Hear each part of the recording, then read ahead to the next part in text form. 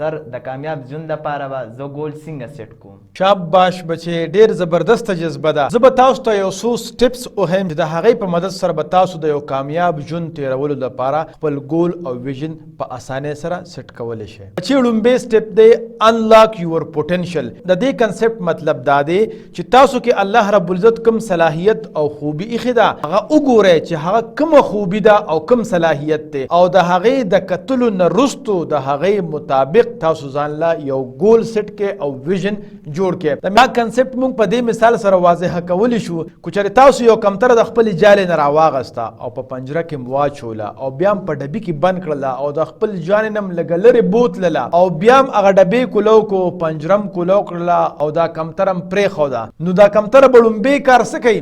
دا به بره والوځي اسمان ته، او د بره اسمان نه به ځمکې ته ګوري چې د دې جاله په کوم ځای باندې ده. یعنې دا خپل منزل ګوري چې زما منزل او زما هغه جاله کومه ده. نو د لرې نه بیا هغه خپل منزل دا وګوري او هغه شانتې بیا چې کوم دی دا خپل منزل معلوم کړي.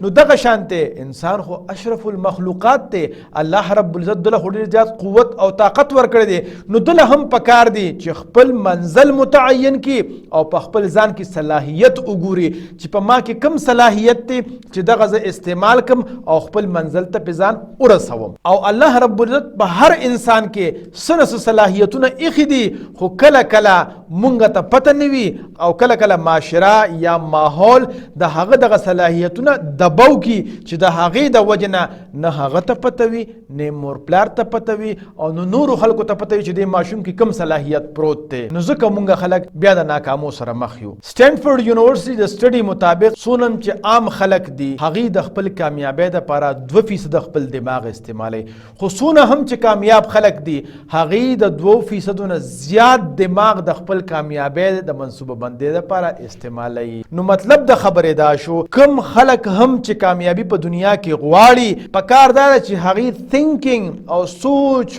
فکر، سټریټجي، پلانینګ دا ډیر زیات وکړي.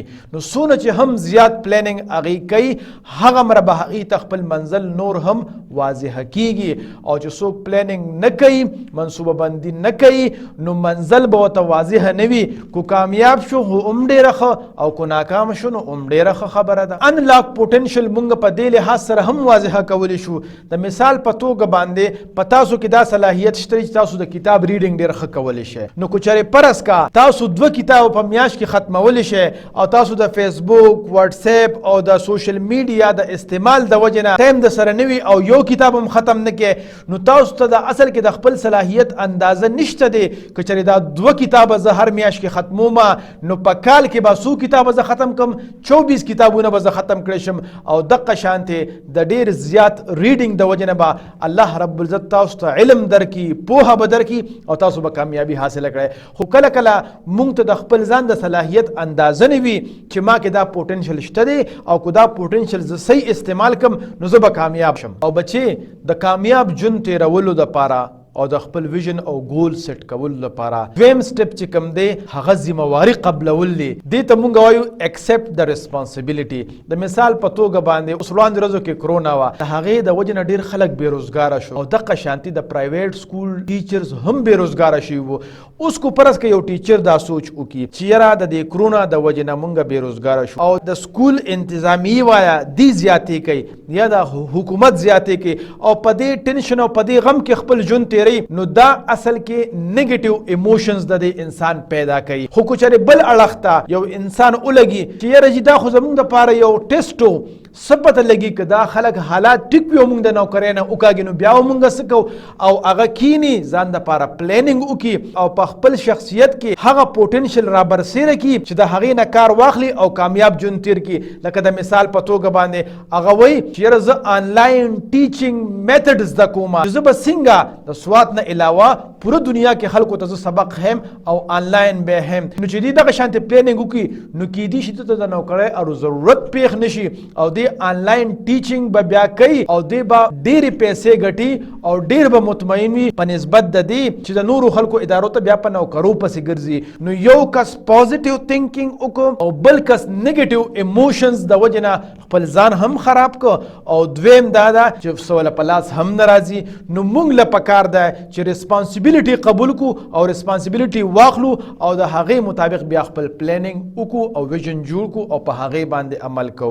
نو دویم سټپ د خپل کامیاب ژوند تیرولو دپاره هغه دا دی چې مونږ سره کله هم مسهیپ وشي، څه حادثه وشي، نو پکار دا چې مونږ ریسپانسیبیلیټي قبول کو او د هغې نه پس مونږ ځان د پلانینګ وکړو. دا یو خبره به چې یاد ساته، کله هم چې په انسان کې نیگیټیو ایموشنز یعنی منفي خیالات راځي، دغه انسان هرگز نشي کامیابېدی. دی به په خپله هم په تکلیف کې او نور خلک به هم په تکلیف کې اچي. نو نیگیټیو ایموشن نه به ځان ساتو. او بچي دا د اوس نه ده، دا د بابا آدم علیه السلام د وختو نه ده. کله چې د هغه دوو زامنو خپل یو بل کې جګړه کوله، یو لګې شو بل یې قتل که، نو هغه هم د نیگیټیو ایموشنز د وجې نه، د منفي خیالاتو د وجې نه قتل که.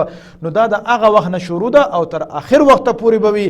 خو کوم خلکو چې نیگیټیو ایموشنز کنټرول کړه او مینیج کړه، نو هغه به خدای پاک کامیابی. او څوک چې نه مینیج کوي نو ډیفینیټلی هغه همیشه پریشانه وي.